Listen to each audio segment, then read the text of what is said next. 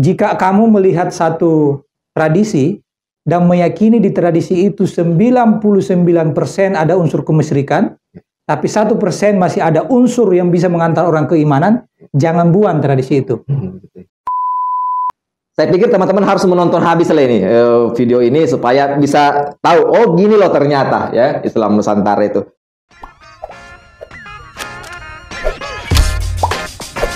Welcome to Renaissance. Assalamualaikum warahmatullahi wabarakatuh, Sobat Renaissance. Bertemu lagi bersama saya Muhajir. Dan video kali ini kita akan membahas tentang Islam Nusantara. Memang isunya sudah sangat lama ya, tapi masih relevan lah Kak Di untuk kita bahas bersama-sama. Apalagi di redaksi ini kami itu sangat tertarik dengan konsep Islam Nusantara ini gitu ya. Dengan ketertarikan kami itu Kak, karena konsep Islam Nusantara ini memperlihatkan cara beragama yang eklektik, kalau pakai bahasanya mungkin kalau saya salah cara beragama yang eklektik gitu. Saya meminjam istilah Gus Dur yang Islam, model Islam yang terbuka dengan keberagaman budaya kan, khasanah pengetahuan dari luar dirinya gitu. Yang selama ini berbeda dengan model Islam yang lain yang eksklusif dan tertutup. Nah, tapi sebelum jauh kita membahas,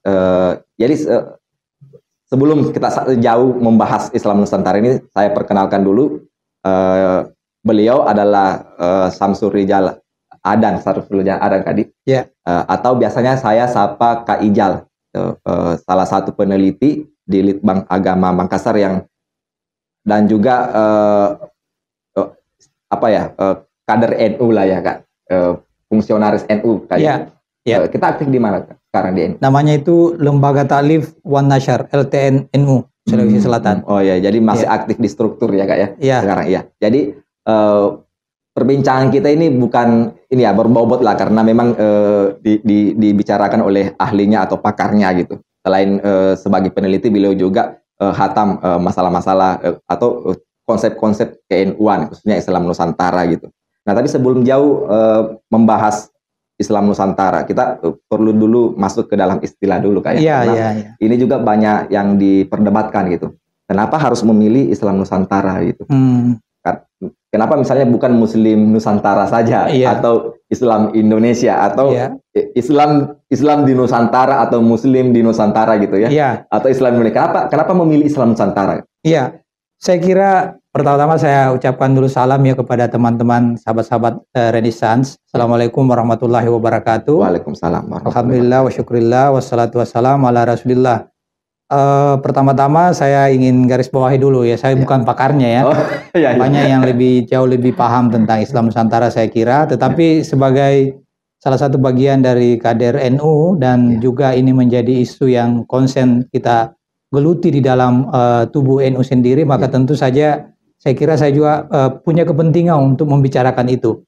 Setidaknya dari berbagai informasi selama ini yang muncul di media sosial yang melihat Islam Nusantara itu secara miring atau mungkin juga keliru, itu perlu saya kira banyak orang yang untuk menyampaikan, meluruskannya setidaknya gitu kira-kira ya.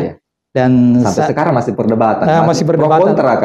Terakhir saya lihat itu ada satu video yang menjelaskan bahwa justru yang terjadi itu adalah Islam mengubah bentuk dari Nusantara itu sendiri. Misalnya dari sisi bahasa ya. Bahasa Melayu itu banyak sekali menyerap kosakata dari Arab. Itu satu hal, dan justru karena itulah kenapa Islam Nusantara muncul. Di situ sebenarnya salah satu poinnya. Nah, baik. Tadi soal pengistilahan ya, mengapa memakai istilah Islam Nusantara? Ya, mengapa misalnya bukan memakai istilah Muslim Nusantara atau Islam di Nusantara dan istilah-istilah lain. Jadi saya kira banyak yang memberikan usulan-usulan ya. Mengapa ini kok misalnya pada waktu Muktamar kemarin NU justru memakai istilah Islam Nusantara. Pertama-tama saya ingin katakan bahwa ada satu penelitian yang dilakukan, kalau ini memang pakarnya, beliau namanya Kiai Haji Ahmad Baso. Ya, menulis banyak tentang Islam Nusantara. Jadi dia meneliti tentang naskah di Nusantara ini. Salah satu naskah itu yang diteliti adalah naskah Serat Suryo Rojo namanya ya. Jadi naskah yang bicara tentang peran-peran wali pada masa itu. Nah, istilah Islam Nusantara itu sudah ada di situ. Jadi bukan ini istilah baru sebenarnya. Jadi ada di dalam teks itu. Di dalam teks itu. Jadi dia ada abad 18 kira-kira itu ada istilah ini muncul ketika Sunan Giri itu di situ disebutkan dalam teks melantik raja-raja Jawa itu menyebutkan Kaimuddin Din Arab Jawi. Jadi istilah Din Arab Jawi itu sebenarnya kan istilah Islam Nusantara. Agama Arab Jawa. Jawi. Jadi Jawi itu dulu, sebutan Jawi dulu itu bukan menunjukkan Jawa. Jawi itu menunjukkan semua gugusan yang berada dari semenanjung Melayu sana sampai kepada Papua. Jadi seluruh daerah Nusantara itu disebut dengan Jawi. Jadi ulama-ulama yang tinggal di luar atau belajar keluar, meskipun dia dari Melayu, dulunya itu disebut dengan ulama Jawi. Atau di belakang namanya dilengkapi dengan istilah Jawi di situ. Nah, Jawi itu menunjukkan Nusantara pada waktu itu. Jadi bukan istilah lain ya. Istilah lain. Jadi istilah bukan istilah pertama. Sebelum lebih dikenal istilah misalnya masing-masing daerah disebutkan kalau menyebut nama kiainya itu. Disebut dulu misalnya siapa ya, kiai siapa itu disebut di belakangnya dengan Al-Jawi misalnya begitu. Jadi Jawi itu menunjukkan istilah Nusantara dan itu sudah disebutkan di dalam naskah itu tadi. Di Serat Suroyo Rojo itu di abad 18 bahwa kalau Sunan Giri melantik raja-raja itu akan menyebutkan mereka ini adalah penjaga Din Arab Jawi. Kaimuddin Din Arab Jawi. Kaimuddin itu kan penjaga.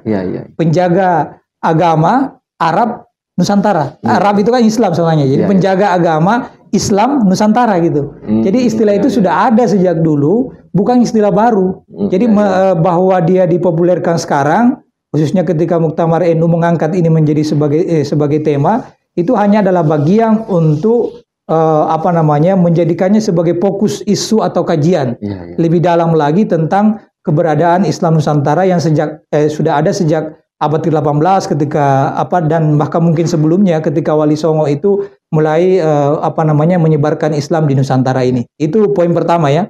Mengapa kita sebut dengan Islam Nusantara? Karena memang terdapat di dalam naskah. Yang kedua, saya kira ini dalam bahasa pesantren ini umum saja. Ya, jadi disebut dengan idafah ya, mudhafun ilaih. Jadi kalau kita mengatakan mudhafun ilaih itu biasanya tidak disebutkan hurufnya. Jadi kalau Islam Nusantara itu kan idafah ya. Jadi di situ ada kira-kira 3 huruf lah di dalamnya itu. Jadi ada dinya, ya, pi, ada li dan ada min. Ya, jadi ada huruf yang tidak disebutkan ketika kita menyebutkan kata Islam di Nusantara. Pada hakikatnya itu kita mengatakan Islam li Nusantara, Islam pi Nusantara, dan Islam min Nusantara, gitu. Jadi apa itu? Islam li Nusantara artinya Islam yang datang dari Arab, datang ke Nusantara untuk Nusantara. Lalu Islam pi Nusantara, Islam yang kemudian mengalami pergumulan dengan konteks yang ada di Nusantara ini, ya, dengan konteks budaya dan seterusnya, konteks sosial dan seterusnya. Kemudian Islam di Nusantara. Jadi setelah terjadi pergumulan, lalu kemudian ulama-ulama kita itu mengkontekstualisasi beberapa hal terkait dengan Islam Nusantara, kemudian memproduksi berbagai kitab-kitab yang terkait dengan itu, dan ini kemudian dibawa lagi keluar, dipelajari di luar. Jadi dulu seperti itu. Jadi hasil-hasil olahan kiai-kiai kita yang kemudian ditulis menjadi kitab-kitab itu dipelajari misalnya di Mesir, bahkan ada yang dipelajari di Mekah dan seterusnya. Itulah yang disebut dengan Islam min Nusantara. Nah, itulah mengapa tidak cukup kalau hanya kita mengatakan Islam di Nusantara. Karena kalau kita mengatakan Islam Nusantara itu mencakup 3 hal itu tadi. Mencakup Islam li Nusantara, Islam pi Nusantara, dan Islam min Nusantara. Karena Islam Nusantara itu mencakup 3 hal itu. Dan ini yang saya kira penting saya jelaskan satu persatu ya, supaya mungkin lebih clear dan di mana letaknya biasanya orang-orang selama ini salah memahami apa itu Islam Nusantara. Pertama, Islam di Nusantara. Jadi Islam yang berasal dari Arab yang masuk ke Nusantara. Adakah yang mengasumsikan bahwa Islam Nusantara kalau begitu ya berbeda dengan Islam yang di Arab dong, gitu kan? Ada yang bilang begitu. Yang kritiknya gitu, banyak orang yang dan karenanya itu katanya boikotlah semua yang dari Arab katanya kan.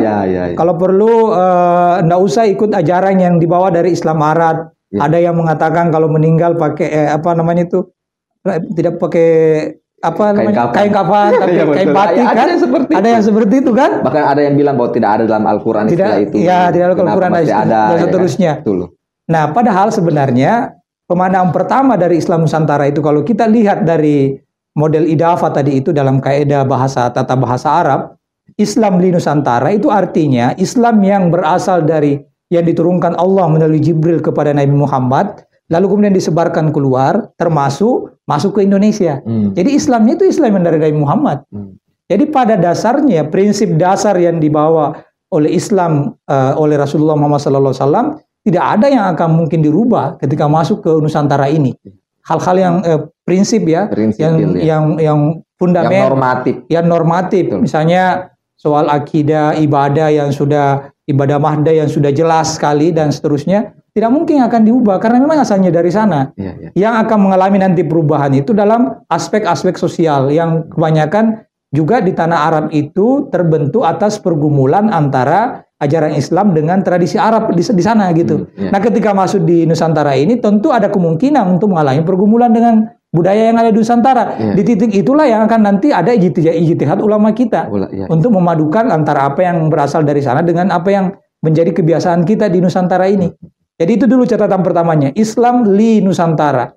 Islam yang dibawa dari Arab masuk ke sini, ke Nusantara ini, dibawa oleh para ulama-ulama. Dan itulah yang disebut sebagian kalangan bahwa kan itu mempengaruhi banyak hal di dalam kehidupan kita. Ya benar, dari si kosakata kita banyak sekali kosakata kita itu kan kosakata Arab ya dalam bahasa Indonesia yang kita sehari-hari ini geluti. Bahkan saya itu di dalam disertasi saya Aji Ugi itu juga menunjukkan bahwa di dalam konteks Sulawesi Selatan ini banyak kosakata kita itu juga dipengaruhi oleh bahasa Arab. Misalnya pintu. Dalam bahasa Bugis itu babang kan? Babang itu dari babung. Babung kan bahasa Arab. Yang kemudian di dalam bahasa setempat itu kemudian berubah menjadi babang. Nah, saling mempengaruhi. Jadi itu yang disebut sebagai bagian dari Islam yang berasal dari Arab itu masuk ke Nusantara, tetapi mengalami proses kulturasi juga. Jadi pergumulan dengan budaya setempat kan? Karena orang Sulawesi Selatan tidak bisa misalnya menyebut babung, maka dia sebut babang. Ya, misalnya atau nama-nama lain, ya. Misalnya ada beberapa nama itu yang tidak lazim ditemukan di Arab.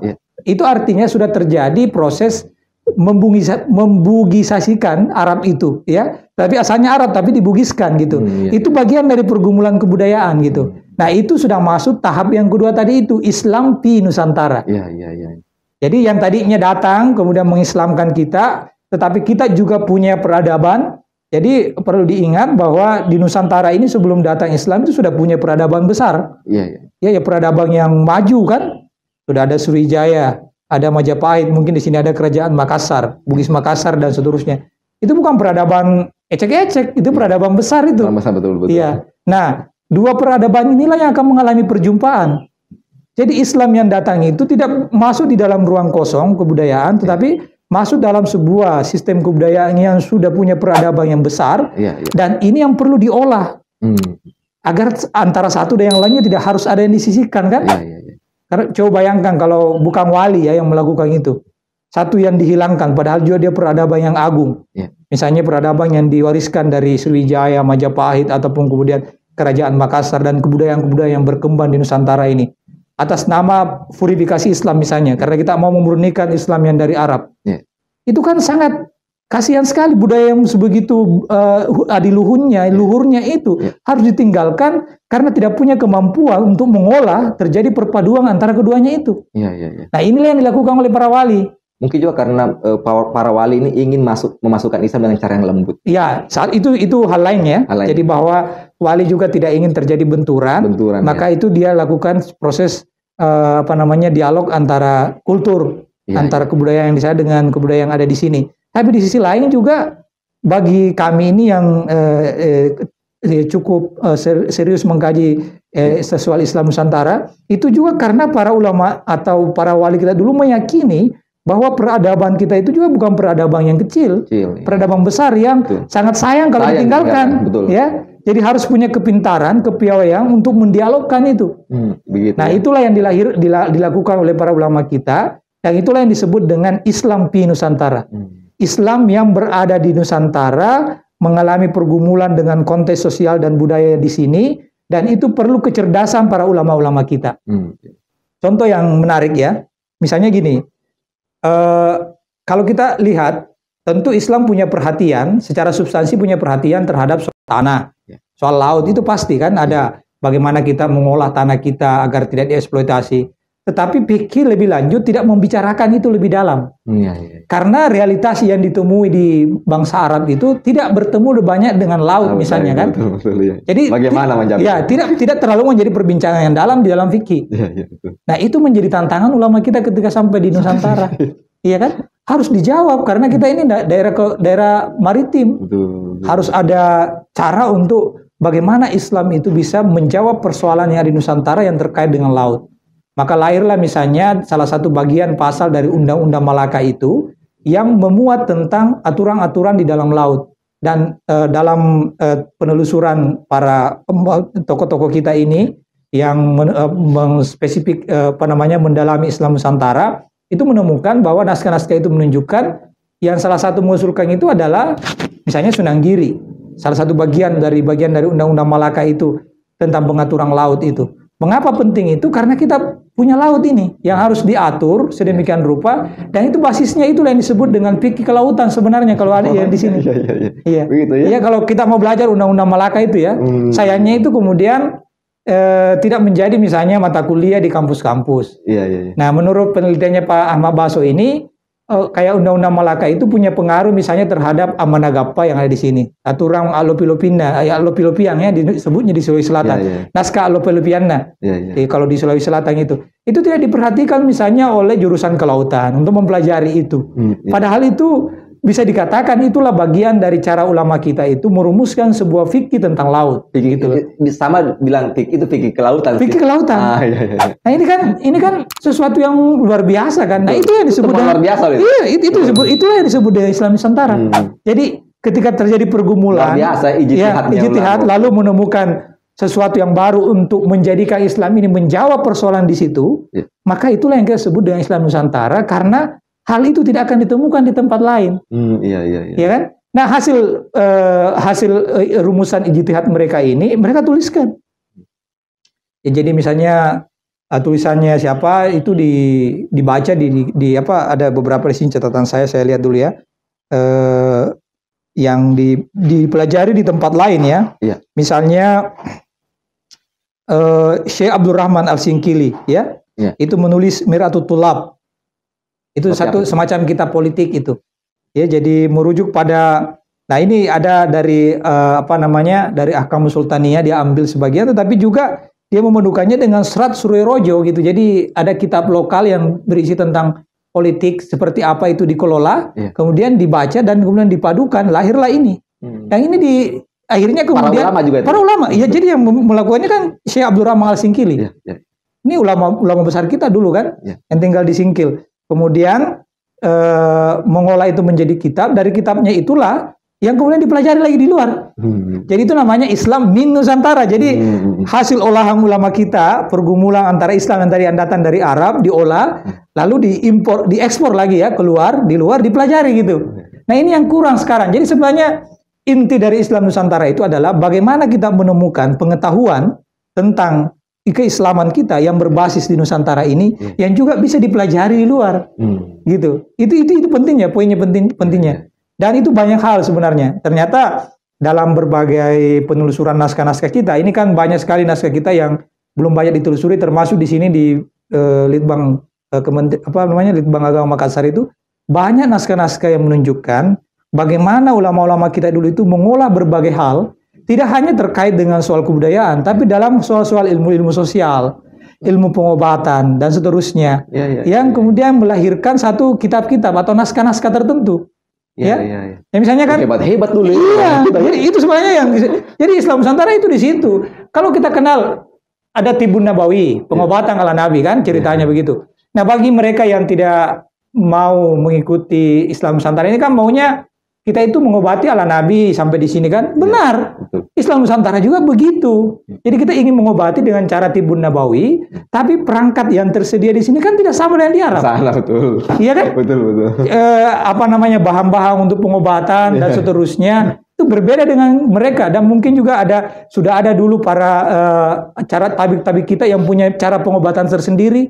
Ya kan? Dan itu kan hal-hal yang sifatnya sangat hal-hal yang bersifat dunia kan, yang tentu perlu profan yang kita butuh ijtihad bersama. Nah, ulama kita itu lalu melihat itu, lalu memadukan itu bahwa ada cara pengobatan lokal yang juga tidak serta-merta bertentangan dengan ajaran Islam. Ada bahan-bahan lokal yang kita miliki, itulah yang diolah menjadi tetap bisa disebut sebagai Tibun Nabawi, tapi Tibun Nabawi yang ala Islam Nusantara. Karena bahannya sudah berbeda kan. Kalau misalnya di sana pakai jinten hitam, ada kan sekarang ya disebut dengan Tibun Nabawi katanya. Ya kalau itu kan ada iklan-iklan obat tertentu, ini obatnya dari jinten hitam. Inilah obat Tibun Nabawi karena ini yang digunakan Nabi. Iya, enggak begitu, karena bahan kita itu berbeda. Misalnya di sana ada jinten hitam, kita di sini ada kunyit. Dan seterusnya kan, kunyit sebagai bahan baku kita yang ada dan yang lain-lain, kaya sekali kita dengan berbagai sumber rempah-rempah dan sebagainya. Nah, itu yang diolah dijadikan sebagai bagian dari pengobatan. Jadi kalau kita lihat naskah-naskah klasik kita itu tidak menyebutkan di situ jinten hitam dan sebagainya, tapi misalnya menyebut kunyit untuk penyakit-penyakit tertentu dan seterusnya. Nah, itu sebenarnya tetap saja kita bisa sebut sebagai pengobatan ala Nabi, tetapi di ala Islam yang ada di Nusantara ini. Dari aspek mana di ala Nabinya, tidak aspek mananya? Ya, misalnya karena intinya kan sebenarnya Nabi mengatakan bahwa seorang manusia itu butuh kesehatan gitu kan. Jadi substansinya dari Nabi situ. Jarang untuk menjadi sehat itu kan dari Nabi gitu. Tapi cara kita untuk melakukan pengobatan itu sebenarnya bisa diserahkan ke masing-masing konteksnya gitu. Dan mungkin juga ya karena tentu saja di semua naskah yang kita baca itu semuanya pasti menyebut Bismillahirrahmanirrahim. Itu juga naskah pengobatan kita kan begitu. Betul. Yang disebut dengan pengobatan ala Nusantara itu kan. Bahkan yang menarik itu kalau kita telusuri naskah-naskah yang ada di agama-agama lain, misalnya agama Hindu yang ada di Bali. Ini lagi-lagi penemuannya Pak Ahmad Baso ini karena beliau memang konsen dengan melacak naskah-naskah itu. Dia temukan bahwa naskah-naskah pengobatan di Bali pun itu menyebutkan Bismillah, ya kan? Dan itu tidak ditinggalkan oleh orang-orang Bali yang Hindu itu ketika dia melakukan, tidak ditinggalkan itu. Ada naskahnya. Jadi tetap dibaca Bismillah dan seterusnya, ada salawat kepada Nabi Shallallahu Alaihi Wasallam, lalu baru masuk pengobatan yang menurut mereka ala Nusantara. Ini yang disebut dengan Islam Nusantara sebenarnya. Jadi akomodatif terhadap hal-hal seperti itu ya, yang misalnya pengobatan-pengobatan yang mungkin saja kalau yang selama ini terjebak dengan purifikasi Islam itu langsung menolak ketika ada pengobatan yang dilakukan oleh orang-orang lokal kita karena dianggap misalnya dari agama Hindu dan seterusnya. Itu selalu yang menjadi alasan untuk menolak Islam Nusantara sebenarnya. Ya, ini tidak. Kalau Islam Nusantara itu dia isi itu perangkatnya dengan Islam di situ dengan ucapan Bismillah dan sebagainya. Kalau cara mengobatinya, ramuannya seperti apa, ya silakan. Yang Anda selama ini sudah kenal itu aja yang digunakan halal kan? Halal. Iya, betul. Iya, itu intinya, substansinya. Iya. Jadi ya banyak hal. Esensinya Islam Nusantara seperti itu ya kan? Iya. Jadi dalam banyak hal ya, bukan hanya dalam aspek perjumpaan antara budaya dengan agama, tapi juga ulama-ulama kita dulu itu membincang aspek-aspek lain. Ya, misalnya aspek ekonomi gitu kan, aspek sosial kemasyarakatan itu diolah sedemikian rupa oleh ulama kita berdasarkan tentu saja ajaran dari Islam, kemudian ditemukan dalam konteks lokal kita seperti apa, lalu diolah sedemikian rupa dan lahirlah ajaran-ajaran yang khas muncul dari sini. Nah, itu salah satu yang kita sebut dengan Islam Nusantara. Jadi tidak benar misalnya ada anggapan bahwa Islam Nusantara itu ingin menghilangkan kemurnian Islam. Enggak. Karena membaurkan dengan budaya lokal misalnya. Ya, jadi dia tidak menyentuh hal-hal yang sifatnya prinsip. Kan? Betul. Jadi memang di dalam Islam kan sebenarnya kan ada yang sifatnya al-mutaghayyirat fil Islam ya. Sesuatu yang usuluddin kan? Iya, ya usul itu tidak tapi al-mutaghayyirat itu artinya yang mungkin berubah di dalam proses pemahaman kita itu yang kemudian diolah oleh ulama-ulama kita. Khususnya hal-hal yang terkait dengan urusan-urusan yang bersifat duniawi. Jadi tidak ada itu bahwa karena dia Islam Nusantara lalu kemudian cara salatnya itu memakai bahasa Indonesia misalnya, ya kan? Iya. Karena namanya sudah Islam Nusantara gitu. Iya, tidak kan, tidak penting itu kita ubah yang hal yang karena banyak juga hoax itu. Serius. Banyak sekali hoax itu yang tentang menuduh Islam Nusantara syirik lah apalah. Padahal tidak seperti itu. Ya, nah ini mungkin juga perlu Pak, makanya ini perlu juga mungkin disampaikan bahwa di dalam melihat satu tradisi lokal yang hidup di masyarakat, ya memang ini yang mungkin bisa disalahpahami karena dalam banyak kasus kelihatan bahwa orang-orang NU dimanapun di mana dia berada di tempat tersebut itu kelihatan tidak menantang tradisi-tradisi yang berkembang di masyarakat, malah mengakomodasinya. Dan kadang-kadang dianggap bahwa ada tradisi di situ yang menurut pandangan sebagian orang sudah kelihatan syirik, loh kok NU masih diam aja dan bahkan cenderung kelihatan membiarkan itu. Apakah itu Islam Nusantara? Jadi ada beberapa kaidah yang kita gunakan kalau dalam konteks ini penting ini. Ya, yang pertama itu kaidahnya itu adalah jika kamu melihat satu tradisi dan meyakini di tradisi itu 99% ada unsur kemusyrikan, tapi 1% masih ada unsur yang bisa mengantar orang keimanan, jangan buang tradisi itu. Optimalkan yang 1% itu. Gimana cara? Iya, makanya kan di sini itulah mengapa orang mengatakan tidak sembarang memang ini yang bisa mengolah. Harusnya punya kecakapan, gitu kan? Ilmu pengetahuannya luas sekali ya. Iya, dan itulah yang kayak misalnya ditemukan oleh Gers ketika dia meneliti, lalu mengatakan bahwa kiai itu adalah sebagai pialang budaya kan? Iya. Karena dia bisa menjadi penghubung antara Islam dan kebudayaan. Jadi kiai posisinya di situ, tugasnya di situ itu. Bagaimana mengolah apa yang dianggap sebagai tradisi lokal dan Islam itu sendiri, ya. Bagaimana yang musyrik tadi itu yang saya sebut tadi 99% musyrik, tapi ada 1% yang tidak musyrik itu diolah agar orang justru dengan tetap menggunakan budaya itu, tapi arahnya menjadi ke arah yang 1% tadi itu, bukan yang ke 99% itu. Jadi tidak otomatis harus langsung dibuang gitu kebudayaan yang hadir di masyarakat. Kemudian ada kaidah lain, al-muhafazatu 'alal qadimis saleh wal ahsu bil jadidil aslah. Jadi menjaga tradisi lama yang bagus. Saya pernah dengar itu. Dan mengambil tradisi yang baru yang jauh lebih bagus. Terkenal di pesantren-pesantren. Iya, di pesantren-pesantren, santri-santri. Jadi kita tidak akan meninggalkan tradisi atau peradaban lama yang masih bagus di tengah-tengah masyarakat kita. Nah, dalam satu tradisi bisa saja di situ ada unsur-unsurnya yang berbau kemusyrikan, tapi secara keseluruhan tradisi itu bisa saja mengandung kebaikan. Contoh selamatan, ya, selamatan itu karena ini kebetulan menjadi salah satu bagian dari saya juga tulisan saya itu. Selamatan itu dulunya memang adalah salah satu cara dari komunitas kita itu untuk matwana istilahnya. Jadi memberi semacam sesajian kepada makhluk totin rita. Jadi makhluk-makhluk yang tidak terlihat. Ada macam-macam istilahnya itu kalau di orang Bugis. Ada popo, ada parakang, ada jeneng apa macam-macam lah yang makhluk-makhluk halus itu kan. Dan ini dianggap akan memberikan masalah kepada orang sehingga perlu dibujuk. Salah satunya dibujuknya itu dengan memberikan makanan dan seterusnya. Nah, ini memang bisa saja ya kalau kita lihat dari kacamata Islam itu mengandung kemusyrikan di situ. Ya kan? Tetapi secara keseluruhan, cara selamatan itu ada kebaikannya. Misalnya karena memanggil orang lain. Jadi membangun ikatan, kohesi sosial itu bisa terjamin dengan adanya selamatan-selamatan itu gitu kan. Lalu yang kedua, Islam juga mengajarkan itu, silaturahmi antara sama manusia. Nah, bagaimana caranya ulama kita mendialogkan itu? Betul. Maka selamatannya secara keseluruhan tidak dihilangkan, tetapi apa yang disebut dengan persembahan itu diubah. Ya, jadi mantra-mantra yang mengiringi persembahan itu diganti. Masuklah Barasanji di situ. Iya, seperti itu. Masuk Barasanji. Jadi hampir semua selamatan kita itu, yang acara sesajian itu berganti menjadi makan bersama, lalu doa dan membaca Barasanji. Nah, karena kan dulu pemahamannya orang-orang lokal kita itu, ya tetap ke Tuhan ini, katanya ini hanya sebagai sebagai perantara saja. Perantara, ya betul. Ya. Nah, Islam datang, kalau begitu perantaranya kita ganti dengan salawat. Nah, bagaimana itu? Ya baca Barasanji, karena dalam Barasanji itu banyak salawat di situ. Jadi kalau Anda sudah membaca Barasanji, Anda sudah punya alat tawasulnya ceritanya tuh. Ada alat perantaranya yang bisa digunakan.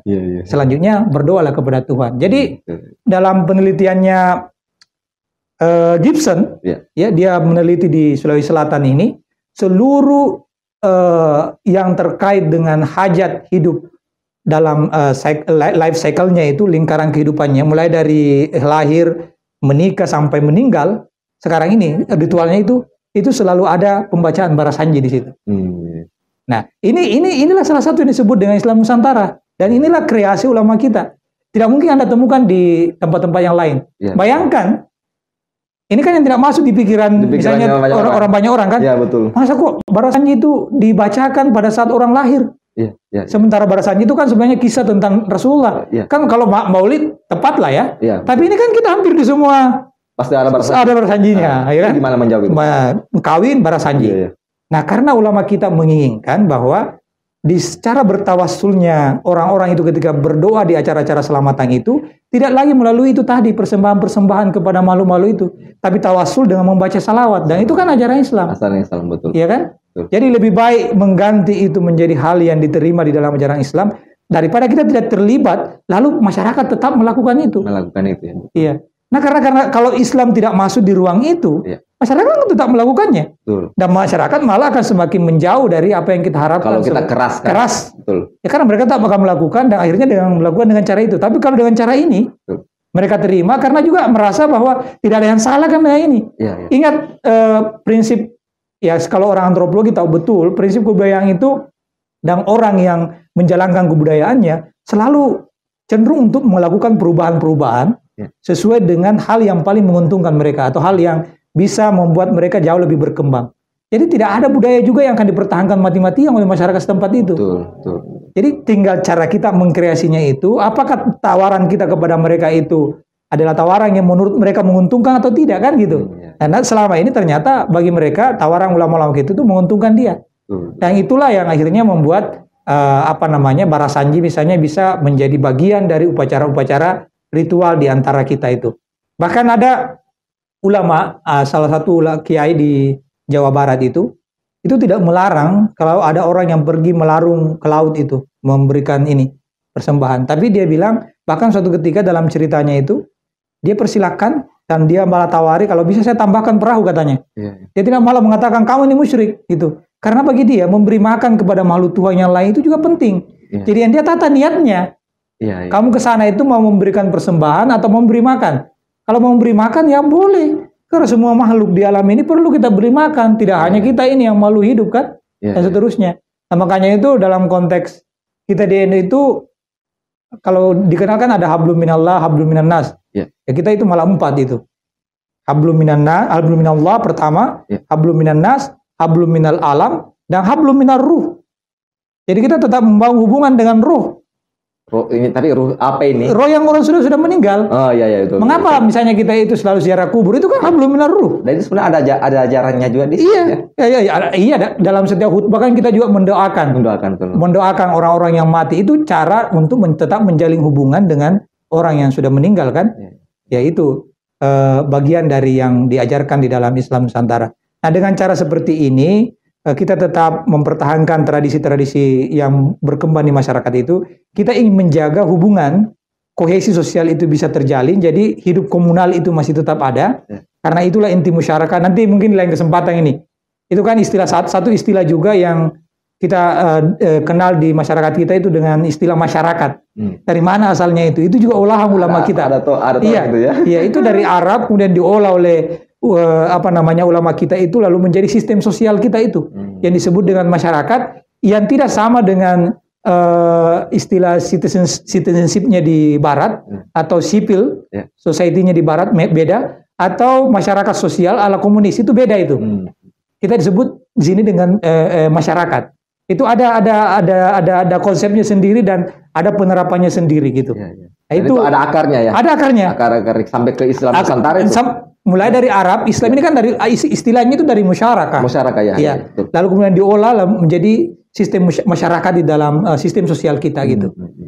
Ya, inilah semua sebenarnya yang kita sebut dengan Islam Nusantara. Jadi membincang Islam Nusantara itu tidak sesederhana yang dibayangkan orang, bahwa hanya sekedar apa namanya itu ingin gaya-gayaan, mengangkat istilah baru dan sebagainya, tetapi ada sebuah konsep baru yang ingin kita tawarkan, ya yang merupakan peninggalan atau warisan wali dan ulama-ulama kita dulu yang perlu kita olah lagi sekarang. Yang tidak meninggalkan hal yang fundamental dari di dalam Islam, tetapi juga tidak meninggalkan beberapa peradaban-peradaban besar kita yang ada di Nusantara ini. Tetapi justru meraciknya, memadukannya. Yang itulah yang kita sebut dengan Islam Nusantara. Misalnya pakai jilbab, tetap berjilbab. Tapi bagaimana model jilbabnya itu sesuai dengan konteks. Itu bagian kulit-kulitnya Islam Nusantara itu. Kalau bicara soal misalnya bagaimana menggunakan jilbab. Karena sebenarnya yang mau disusung Islam Nusantara ini sistem pengetahuan. Sistem pengetahuan. Ya, sistem pengetahuan. Jadi melahirkan ilmu sosial baru gitu kan.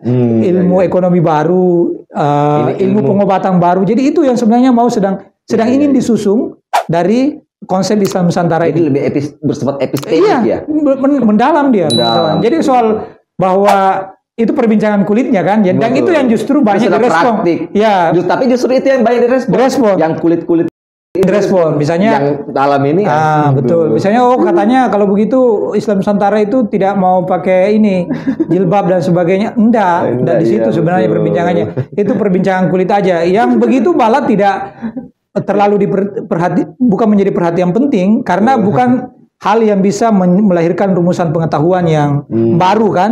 Itu sudah ditahu bahwa memakai jilbab itu wajib, menutup aurat itu wajib. Betul. Tidak perlu lagi kita perbincangkan lagi, perdebatkan lagi soal bagaimana modelnya dan seterusnya. Itu terserah kan, yang intinya menutup aurat. Betul. Dan sudah dibahas di dalam Islam di Arab juga. Tapi ada yang mau yang harus modelnya sama dengan saya. Bagaimana itu? Nah, itu yang problem. Itu yang problem. Karena jadi begini ya, kalau saya itu semua orang intinya itu dalam ajaran Islam punya kewajibannya dalam menutup aurat, ya kan? Bahwa cara menutup aurat itu bisa berbeda satu dengan yang lain, itu tergantung gitu. Dan tidak boleh satu mengklaim bahwa cara saya lah yang menutup aurat yang paling benar gitu. Ya tinggal dipersilakan yang mana yang menurut Anda paling sesuai dengan situasinya dan seterusnya gitu. Karena menutup aurat itu intinya adalah menjaga kehormatan kita, menjaga kehormatan perempuan kan begitu. Jadi definisi menjaga kehormatan itu akan didefinisikan oleh masing-masing perempuan di dalam konteksnya. Gitu. Sama dengan di Islam Nusantara. Islam Nusantara ya. Gitu. Nah pertanyaan terakhir sepertinya ini Kak, tentang ada yang bilang juga bahwa jangan-jangan istilah Islam Nusantara ini bersifat politis. Gitu. Hanya untuk menjadi agenda politis kelompok tertentu untuk meneguhkan identitasnya sendiri kan, sebagai pembeda secara polis dari identitas keagama yang lain misalnya. Akhirnya terjadilah oposisi, misalnya oposisi biner ya. Ada Islam Nusantara, ada Islam yang ke Arab-Araban, dan ini tak selalu dipertentangkan gitu. Apakah seperti itu Kak? Ada unsur politik atau bagaimana itu? Yang pertama yang saya bisa katakan untuk menjawab pertanyaan itu kan? Ya, menjawab pertanyaan. Yang pertama saya katakan bahwa Islam Nusantara itu dimunculkan itu justru ingin menjadi alternatif. Ya, di tengah nuansa beberapa tempat di mana keislaman itu dilihat bopeng-bopeng ya karena misalnya aksi terorisme, kekerasan dan sebagainya. Nah, kita ingin muncul bahwa sebenarnya Islam tidak seperti itu. Cuma dari mana muncul itu ya dari sini, itu yang kita inginkan dari Nusantara ini, ingin menunjukkan bahwa misalnya Islam itu bentuknya seperti ini. Itu yang pertama dulu ya, jadi modelnya Islamnya damai, ya toleran dan seterusnya. Tapi bukan hanya itu, yang saya ceritakan tadi itulah yang justru intinya daripada Islam Nusantara. Jadi kalau mau disebut tadi itu bahwa itu gerakan politis dalam arti politis yang luas ya, sebab kalau kita membaca postkolonial atau membaca poststrukturalis, semua tindakan kan politis. Ya, semua tindakan kita itu adalah politis. Ya bisa aja dibaca sebagai tindakan politis. Tetapi kalau dalam arti politik hanya sekedar kepentingan pragmatis untuk kekuasaan, sama sekali tidak. Karena itu sudah perbincangan dari dulu. Hanya namanya aja yang berbeda-beda. Gus Dur dulu menggagas tentang pribumisasi Islam. Intinya sama sebenarnya, bagaimana mengakomodasi hal-hal lokal tanpa menghilangkan prinsip-prinsip utama yang ada di dalam Islam gitu. Karena fikih sebenarnya memberikan kemungkinan untuk itu katanya ya. Jadi sebenarnya ini kalau kita tidak mau menerima akomodasi atau mengakomodasi lokalitas dan kebudayaan lokal, justru kita yang mengerdilkan fikih di dalam Islam.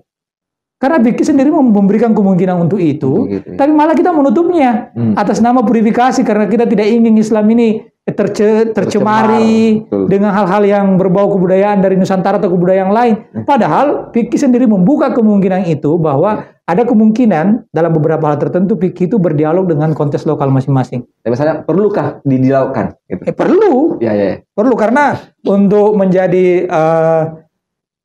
Islam salihum likuli sama makan itu tidak mau harus berdialog dengan konteks dan perubahan ya.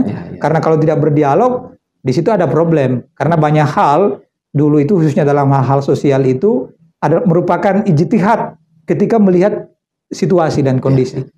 Nah, disitulah yang terbukanya ajaran Islam itu. Nah, cuma kan problemnya kita ini untuk membedakan apa yang disebut dengan apa yang tertutup itu, korpus yang tertutup, istilahnya arkon ya, dengan korpus yang terbuka itu yang justru orang problem, karena hampir kita itu melihat secara umum ya, umat Islam melihat seluruh ajaran Islam itu korpus tertutup. Betul. Ya, padahal tidak bisa membedakan. Padahal ya ada hal yang mungkin berubah. Ya. Ada hal yang memang yang khususnya yang terkait dengan konteks kehidupan sosial kita. Ada hal yang memang tidak usah berubah dan juga memang tidak penting untuk diubah. Salat misalnya yang sudah ditetapkan 5 kali sehari semalam dengan rukun-rukunnya, 4 rakaat salat duhur dan apa kepentingan kita untuk mengubah itu, kan tidak ada gitu kan. Betul. Jadi yang mau diubah apa motifnya gitu. Iya, apa motifnya? Mau ubah kan tidak ada juga keuntungan yang kita peroleh kan. Intinya politik dalam arti negatif tidak sampai ke sana motivasi. Tidak ada, betul. Misalnya sama sekali tidak ada. Ya, misalnya kemarin dianggap bagian dari settingan politik untuk pilpres karena menjelang, sama sekali. Ada juga anggapan seperti itu. Tidak ada arah ke situ, karena apa juga kepentingannya dengan Islam Nusantara tidak cukup untuk hal-hal seperti itu, atau terlalu kecil kalau hanya untuk hal seperti itu kan. Dan yang kedua, ada anggapan yang perlu juga diuruskan. Ada yang mengatakan Islam Nusantara itu kelanjutan dari Islam liberal atau dibentuk oleh Islam liberal.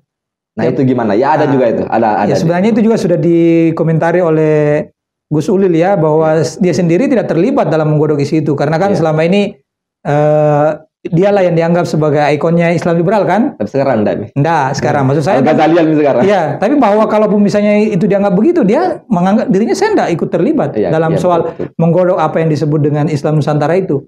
Lalu yang kedua, prinsip dasarnya sangat berbeda.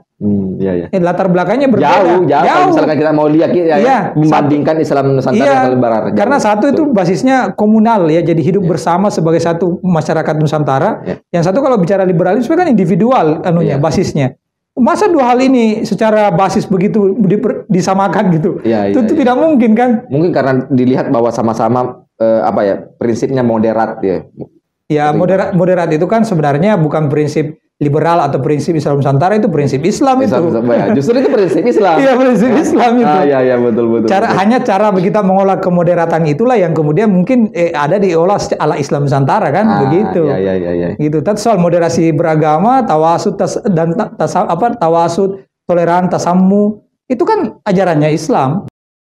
Tapi memang seperti ya, Islam Nusantara adalah jawaban bagi model Islam yang terbuka. Model Islam yang moderat, model Islam yang bisa menerima kebudayaan peradaban di luar dirinya. Betul. Begitu ya? Iya, itu salah satunya. Dan itu penting bagi kita sendiri, Kak. Iya, karena hanya dengan cara kita terbuka untuk menerima kebudayaan lain, itu kita bisa maju untuk membangun peradaban baru, pengetahuan baru. Betul. Iya. Kalau kita tertutup, termasuk Islam ini kalau menutup dirinya dari kemungkinan berdialog dengan peradaban lain, tradisi turas yang masalah. Dan ini kan saya kira dikritik oleh para pemikir Islam kontemporer, Nasir Ahmad Arkon, Abed Al-Jabir kan mengkritik itu. Betul. Karena kita terlalu ortodoks terhadap tradisi kita itu, yang masa lalu kita itu.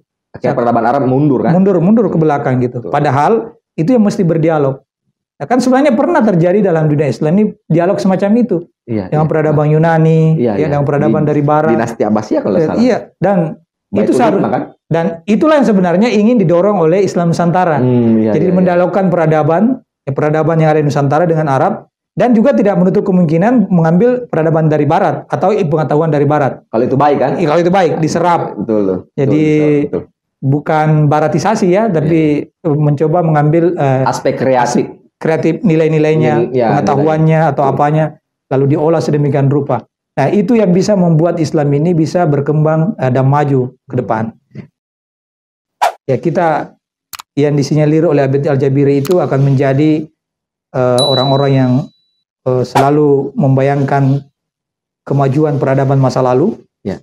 Tapi ketika melihat kondisi masa sekarang ini, malah ternyata Islam itu terpuruk. Betul. Jadi itu disebut dengan nalar yang terbelah. Antara masa lalu dengan masa kini yang ternyata berbeda. Masa lalunya agung, masa kininya kita ternyata terpuruk. Nah, kalau hanya kita di lingkaran itu problem besar. Selalu berada dalam romantisme sejarah. Membangga-banggakan masa lalu kita. Tapi sekarang ketika dilihat kenyataannya ya. Kita di belakang. Padahal Islam itu sangat bisa berdialog dengan peradaban di luar dirinya. Betul. Ketika ingin maju ya. Betul. Dan begitulah yang dilakukan oleh Islam Nusantara. Dan itulah yang dilakukan oleh wali. Karena percaya diri. Betul. Bahwa kita ini punya pengetahuan yang besar, masa tidak bisa berdialog dengan peradaban lain? Betul. Orang yang tidak mau berdialog dengan peradaban lain itu tidak percaya diri dengan peradabannya sendiri. Iya. Jadi kalau ada orang Islam yang tidak mau berjumpa dengan tradisi-tradisi Barat, itu tidak meyakini bahwa peradaban Islam yang dia mau ajak berdialog itu dengan peradaban Barat itu peradaban yang luar biasa. Ya, bisa mengalami berdialektika. Ya, berdialektika secara dinamis lah ya. Oke, sampai sini saja dulu. Sangat menarik sekali perbincangan kita dan banyaklah yang bisa dipetik dari pembahasan tentang Islam Nusantara ini, termasuk meluruskan Islam Nusantara supaya kita tidak salah memahami lagi gitu. Dan di sini banyaklah. Saya pikir teman-teman harus menonton habis lah ini video ini supaya bisa tahu, oh gini loh ternyata ya Islam Nusantara itu. Oke, sampai di sini saja pertemuan kita dan sampai bertemu di video selanjutnya. Assalamualaikum warahmatullahi wabarakatuh. Waalaikumsalam warahmatullahi wabarakatuh dan salam juga untuk seluruh penonton Renaissance. Sobat Renaissance. Oke, mantap.